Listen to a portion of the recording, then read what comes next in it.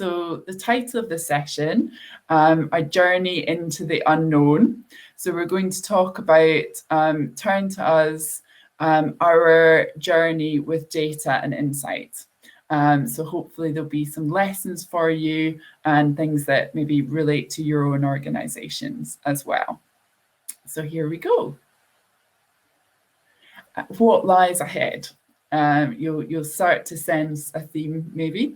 We're going to talk about how we at Turn2us built a culture around data and insight over the last year, what we learned and hopefully where some of those learnings are applicable, and then where we are going next. At Turn2us, our purpose is so that people can build financial sustainability and thrive. We give people the information and support they need in the face of life-changing events and collaborate to tackle the causes and symptoms of poverty. This has been our purpose for about the last 2 years, when our most recent chief exec, Tom Lawson, our current chief exec, joined.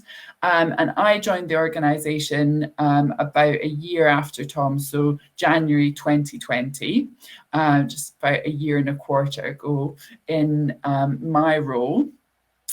And this is our conceptual framework. So just to say, we work in making sure people have enough income to thrive, but we know that people in financial hardship need more than money in order to have a life that is thriving. So we also look at themes around social and environmental justice, tackling shame and stigma, and working in partnership around things like housing and communities, services, mental and physical well-being. So it all kind of comes together, particularly when we get into talking about our work and what the last year or so has been like. So my role is Director of Impact and Innovation at Turn2us. This is the diagram I use to explain the directorate, so I won't go into massive detail on it, but just to say, this is Data for Good Fest. I am not a data scientist. I am not a data analyst.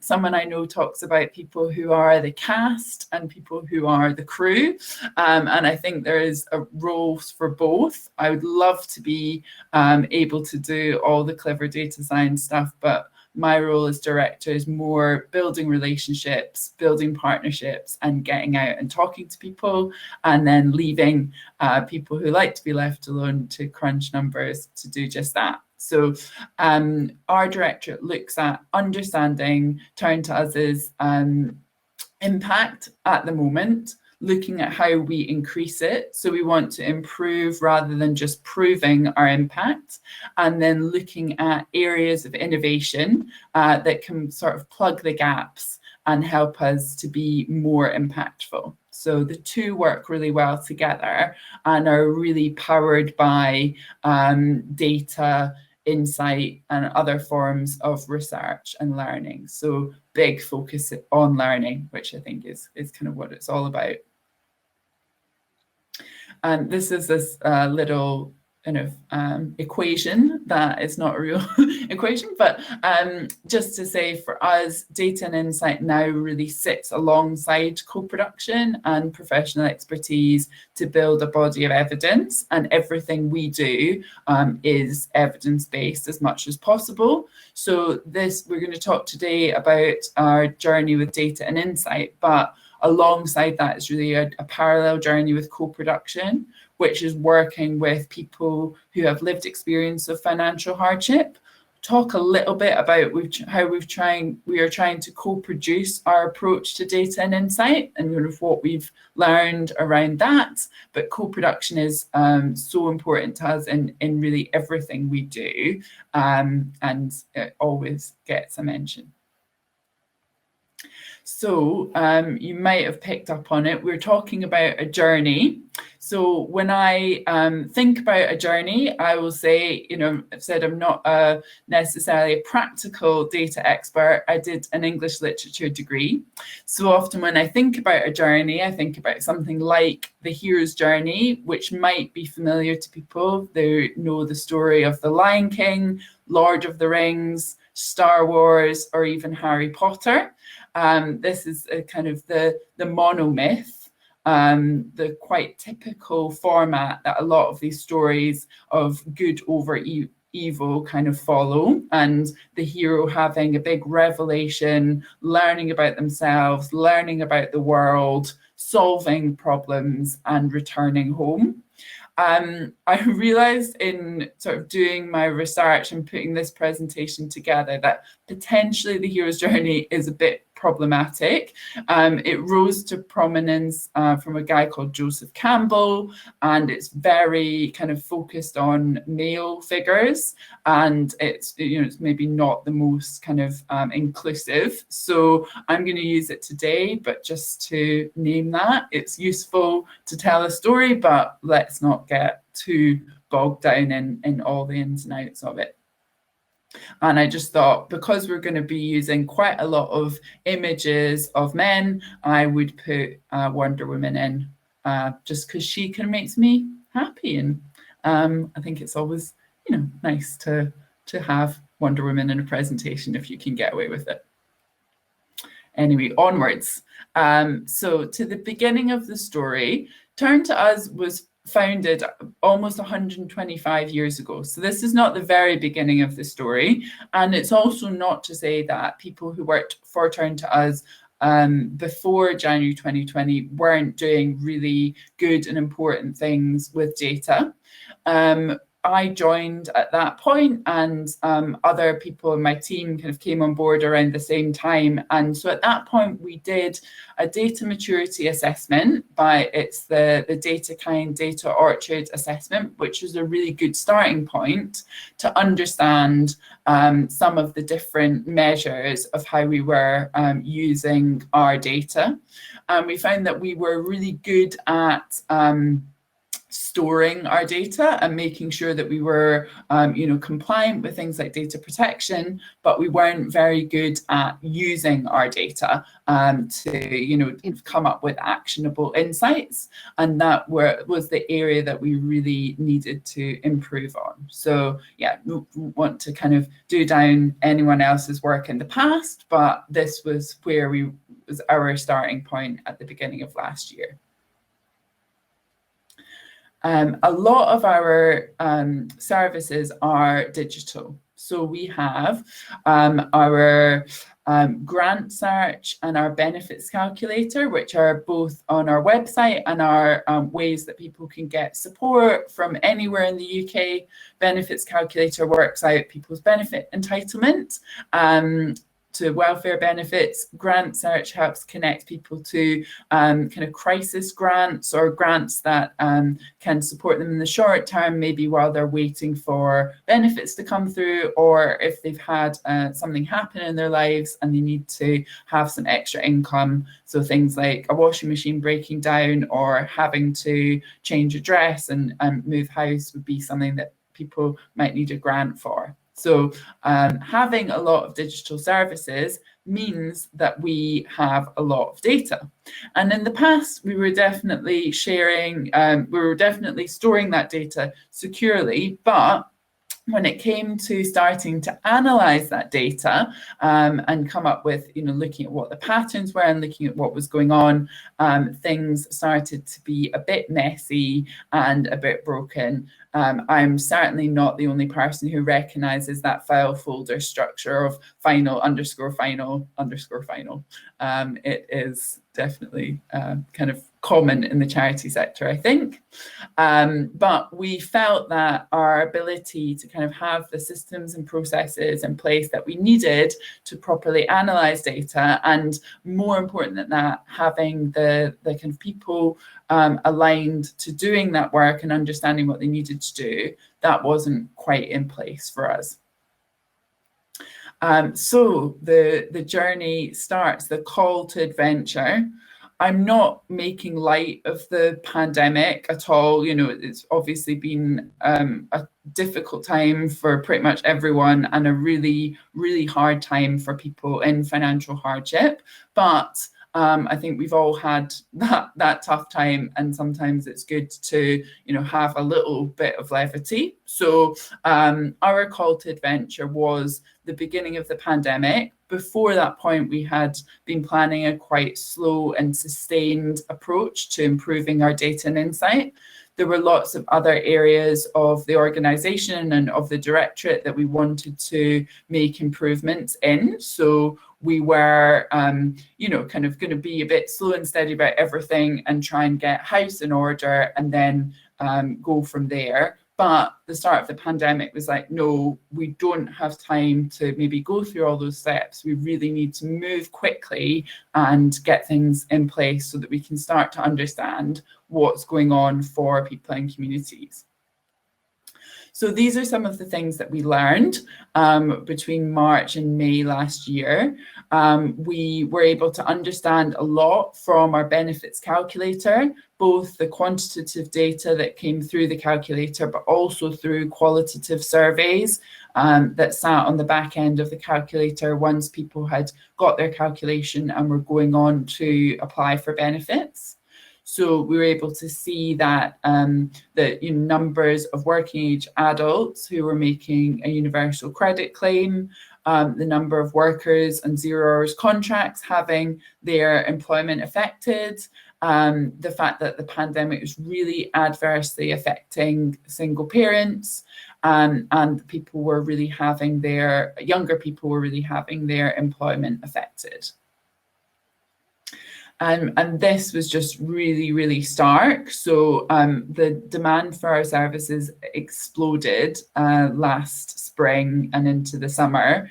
And you can see the huge increase that just happened overnight, almost on the 17th of March.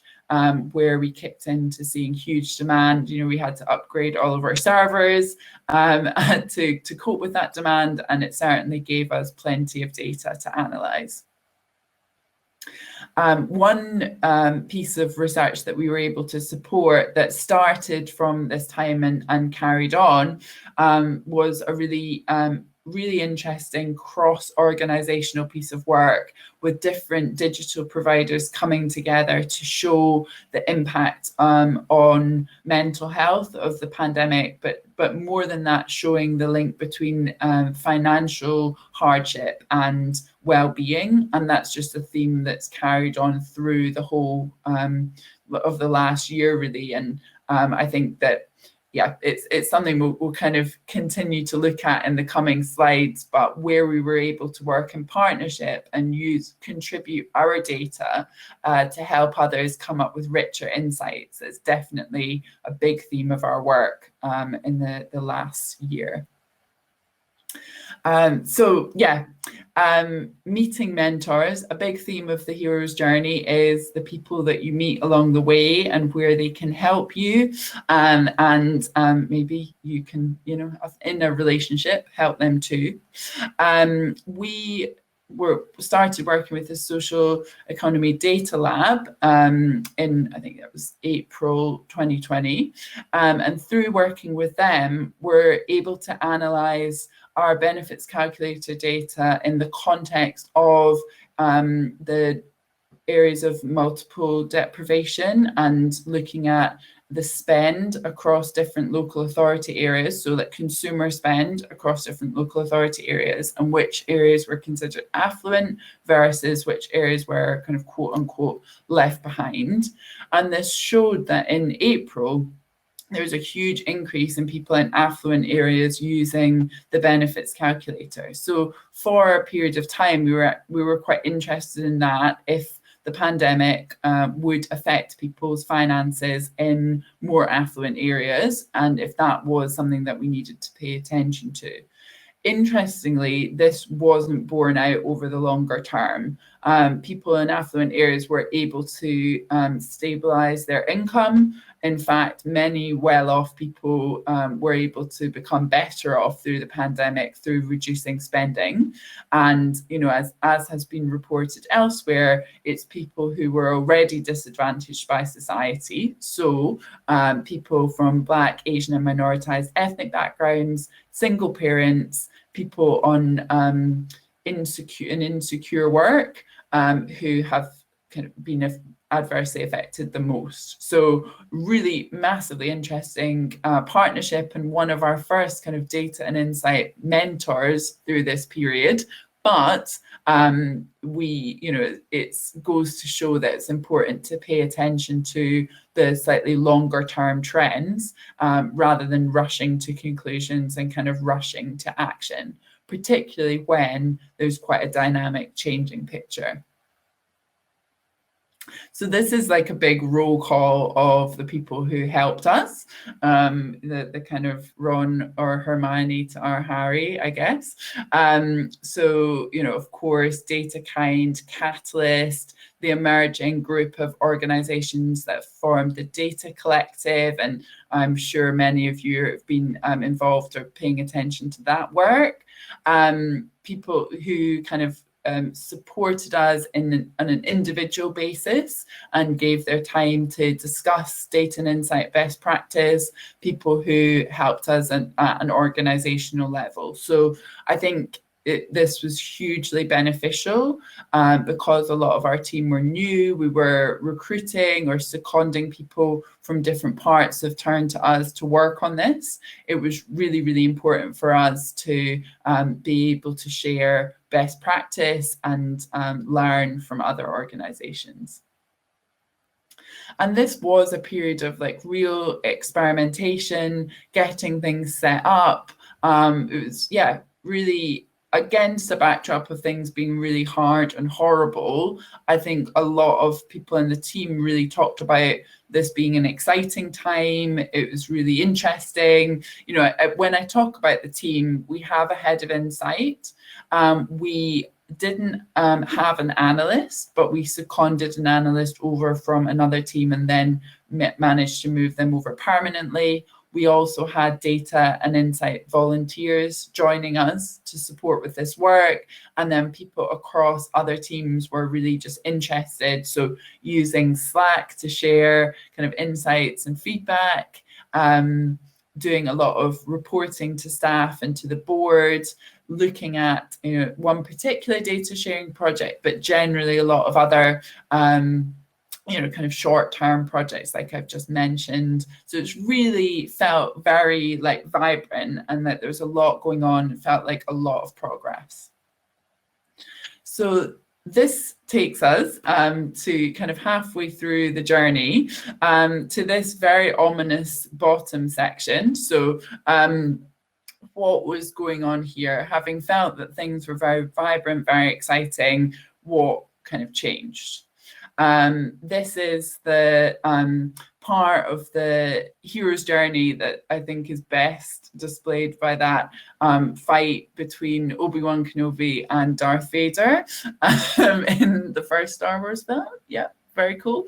But maybe in Turn2us terms, we have been very taken up by the quick wins that we were able to get. And there were a lot of quick wins, but maybe a bit like the tortoise and the hare, we had dashed forwards without really paying enough attention to what was going on behind the scenes. And not to mix my metaphors too much, it might be a bit like building a castle on sand. So we needed to take a step back. The other thing that was definitely going on at that time was burnout. So we're now getting into that period in the summer, into early autumn, where people were just exhausted in their own personal lives and in their work lives. And so taking a step back, digesting what we've managed to achieve, celebrating that success, but looking at how to make that success sustainable, that felt really, really important at that point. So the revelation point, we needed a strategy. So I really don't believe in strategies that sit in desk drawers and, they're written up and they're made to look really pretty, but nobody uses them. I think in some ways we were pleased that we had learned through doing, and we were able to bring a lot of our learnings of what had worked and what hadn't worked into the strategy process. So much like the revelation where Simba sees Nala again, some of these analogies might not work so well. We'll just move on into what we did in the strategy. So we found loads of stuff out. It was a really useful process. We worked with a couple of external consultants, Tom Kluge and Georgia Yakovou, who I've worked with a bit before, and they spoke to staff and also did a really deep analysis of all of our tools that we were using. So staff were really willing to get involved and really excited about getting involved in data and insight, but there were a lot of lack of clarity about roles, which made sense because we'd been moving forward really quickly, that a lot of those roles, responsibilities and processes weren't quite in place. And all of our desire to integrate co-production wasn't, we hadn't really managed to do that. So we were able, through the strategy process, to speak to co-production partners, so that's people with lived experience of financial hardship, to talk to them about how we use our data and insight and really start to move forward a bit with that. We also spoke to some kind of external people about our plans for data and insight, and maybe not surprisingly, it was all about people. It's all about working in partnership with people within our organization so that we can be working as effectively as possible together. And if we had focused on systems and processes, that would not have got us the results that we need.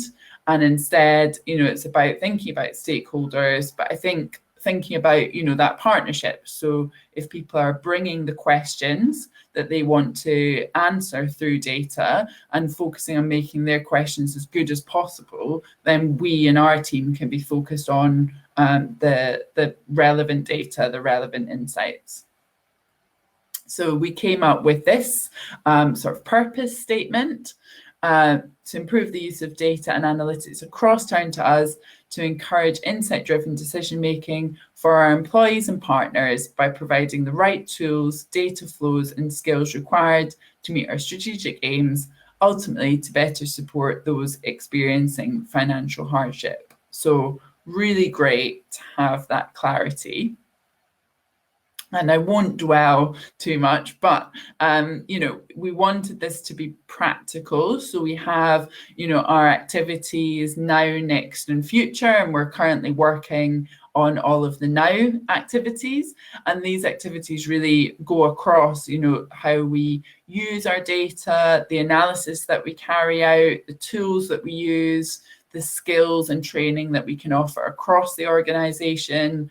And there's stuff around culture and leadership. And I think, that really speaks to me coming to talk to you today, that Turn2us has a director that sits on the leadership team, who goes to the board meetings, who has direct contact with the insights team and can be that conduit. And sure, I might not be doing the number crunching, but I can, hold those relationships and make sure that people at the highest level are thinking about this stuff as well.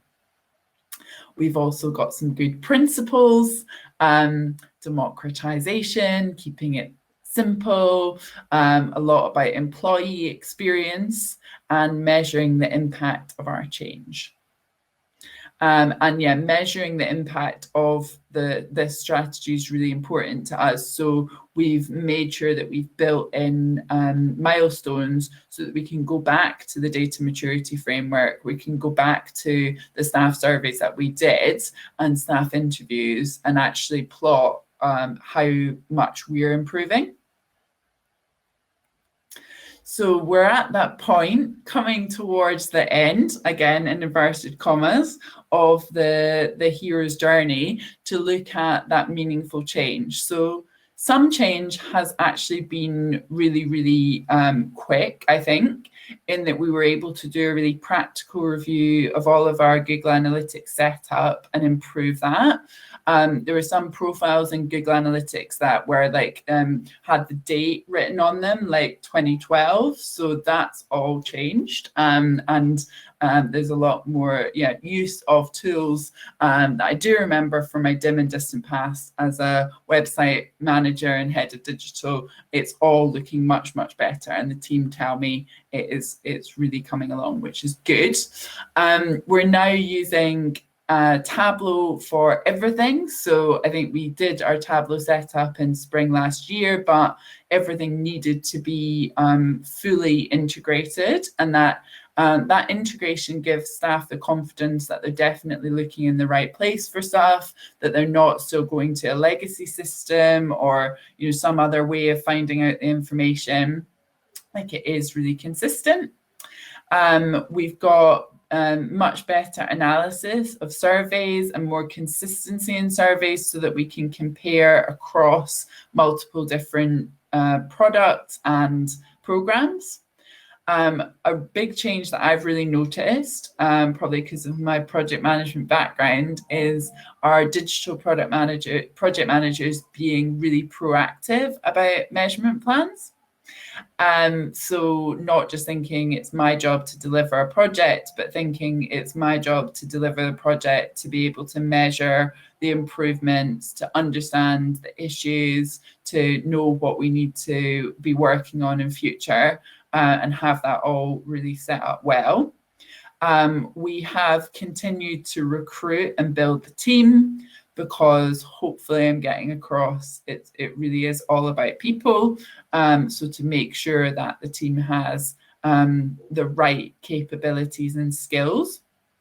And then, there's coaching for ourselves, of course, about how we work with people across the organization, and maybe people who aren't as kind of focused on data in their day-to-day work lives. But there's also coaching for other staff around how best to ask questions of their data. And, I think we are moving away from that thing of staff coming to us and saying, tell us about X. What would you like to know? Just everything that's interesting. Like, okay, well, that's not quite a question. Maybe we can work on that. So we have made a big change in that respect. And then looking to the future, I don't know where in the hero's journey Baby Yoda really fits. I'm not sure how much The Mandalorian is really following that monomyth format, but I did just want to get a picture of Baby Yoda in, because it's like the perfect cross of a puppy and a baby in my mind. It does something to me. I don't know. We've got him in anyway. The journey continues. Some really exciting longer term projects are happening, and I'd love to talk about all of them in detail, but I just won't be able to. Otherwise, we'll have no time for questions. We were really fortunate to do a data dive with DataKind just a couple of months ago to look at analysis of our web chat, which is incredible, and that's leading to a lot more work, which is great. We have a project called the Local Needs Data Bank, where we share data on a publicly available dashboard with New Philanthropy Capital, Buttle UK, and the British Gas Energy Trust. And Rosario from MPC and Amelia from Buttle UK have been particularly brilliant at putting that together with us, and we're continuing to build that. So if anyone fancies getting involved in a data sharing project around financial hardship sector, then we are open and we would love to talk to you. We are doing a lot of analysis around our product that we're building as part of the Nesta Rapid Recovery Challenge. It's an open banking product. And we're doing some internal reviews of particular programs that are kind of set to change. So our response fund, some specific work around equity, diversity and inclusion, and our COVID response program. So there's kind of review and improvement work going on, working with programs teams. And we are still looking at how we crack co-production in our data and insight work. We're doing peer research in some of our research work this year, and we think that a peer approach to involving people with lived experience in data analysis could work really well for us. So very interested in other organizations who might be interested in similar themes. Please talk to me. Yeah, so here's some examples. This is our data dive with DataKind, finding out what people are talking about on the web chat and how they're talking about it. So this is the topics that people are discussing on the web chat, and then some of the how people are talking about. So loads of analysis on different people and different demographics, and it's just so fascinating. It's amazing. This is big shout out for our local needs data bank. So I've seen someone in the chat, I think, saying that that looks good. So yeah, we can talk more about that. Would love to connect. Our place in the Rapid Recovery Challenge as semi-finalists. So we've got a new question that we really need to answer in this area. And then the topic of EDI and thinking about, so equity, diversity and inclusion, and thinking about our COVID programme and really finding that we weren't reaching enough people from Black, Asian and minoritized ethnic backgrounds through our previous grants, and knowing that this is like a big area of impact of COVID. We've really been focusing on that. So our new COVID programme has been able to demonstrate a huge uplift in the number of people from these backgrounds that we've been able to reach, particularly Black, African and Bangladeshi communities and families. So in terms of the objectives of that programme, we've really been able to meet those through analysing our data and focusing on partnerships that have been led by evidence. So our hero's journey, is it coming to an end? Well, no, I think it's in a way only the beginning. There we go. But we're on a trajectory. We've certainly learned a lot over the last year, and we will really continue to learn. So it's, yeah, carrying on. And I think for all the reasons I said at the beginning, it's been, we've got, Simba, we've got baby Yoda, but there were a lot of men in that deck and a lot of white men. So I might be moving on from the hero's journey as an English grad and finding a new model to tell stories with in future. So open to suggestions on what that might be. And that's the end of my slides. Slightly longer than I thought, but I haven't done that presentation before. So those are all my details for questions. And I think someone said they'd love the slides afterwards if I'd be happy to share. Of course, I'm sure the recordings are all available and the slides, I'm sure we can make it available. Sophie has said in the chat, the software that we're using for surveys and project management, really good question. There's a lot to say on Turn2us IT. We've been on a very interesting journey with that as well in the last year, and we're about to do a big migration over to Office 365. So that might actually change some stuff for us. On surveys, we've been doing a lot still with SurveyMonkey, which has left a lot to be desired. So I think there's still a bit of a review happening there. But yeah, with that, I think the process of asking more about asking the questions and the structure and things like that have been changed. And project management, we use Trello, we use Jira for more of our technical projects. So maybe nothing hugely surprising. Someone has put a link to the heroine's journey. I was looking at that at like 6 o'clock this morning, just absorbing. So I am learning about that. Cool. And let's see if there's anything in the Q&A.